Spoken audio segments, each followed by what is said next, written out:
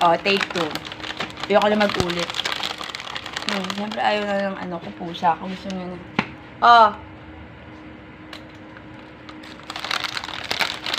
Hinahanap niya. Galit na siya sa akin. Galit na siya sa akin. Ano ba, si Madam? Burtulong. Hindi natin naligo.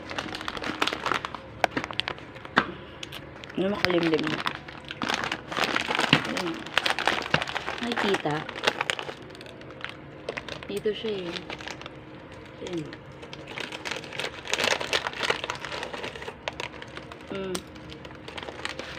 Anak niya na po sana.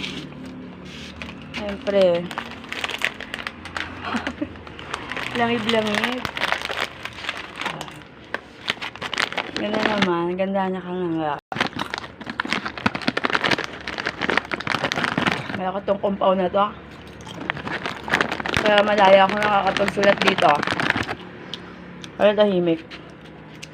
Kaya pa nagtarutura ako yung nakausap. Kahit mama ko yung nakausap. Malayo ko mama kasi utusan na naman.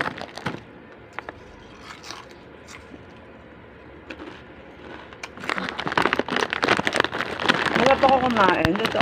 Kaya pag nagpo-food vlog ako, dapat gusto mo ko. Kaya ayokong pinipake yung emotion ko.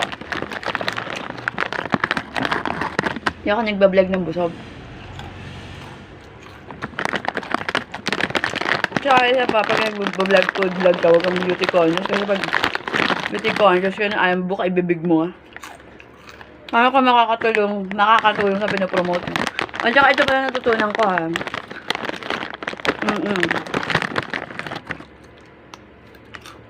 Gagastos ka talaga.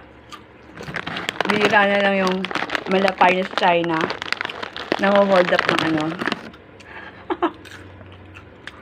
ng ba to, restaurant, dahil meron siyang ilang ano yun likes ba? Ganun pala yung mga ano, influencer. Ganun yung parang pinaka-ID nila. Kaya sabihin yung total of likes. Ganun. Pero hindi siya nagtagumpay doon, ano. Doon siya nasira. Hindi man natuloy, pero yung act. Ikaw yung nag-i-check ng check. Halagang sumagot yung may-ari. Doon nasira si Paris China. Isa rin sa sinusubaybayan ko dati. Isa din ako sa naloko niyan doon sa yung pag-book niya. Pero, doubt na ako doon kasi kinakat niya eh. Pag mascom ka, alam mo yung mga daya. Pero, nga pala, may benefit of the doubt ka pa rin. Until, kay Tito Mar, syempre. Yan ang dulot ng inggit ni Tito Mar. Hindi niya ano naamin. Hindi niya sila napatis, di ba? Ano na sila? Ayun na. Doon tayo sa totoo. Napalo ko pa rin si Paris China kasi kaya niyang bayaran yung mga utang niya. Sabi niya, ba? Siya, bye. Ping, busy ako sa pagpapakain ng pusa ko.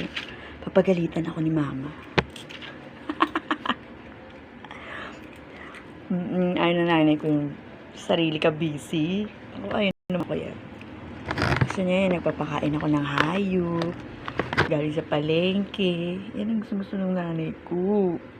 Ba, mabuting anak. Ayan, sinasabi ko, hindi niya na inumbos. Na-burn na siya kay Madam UK. O siya, bye.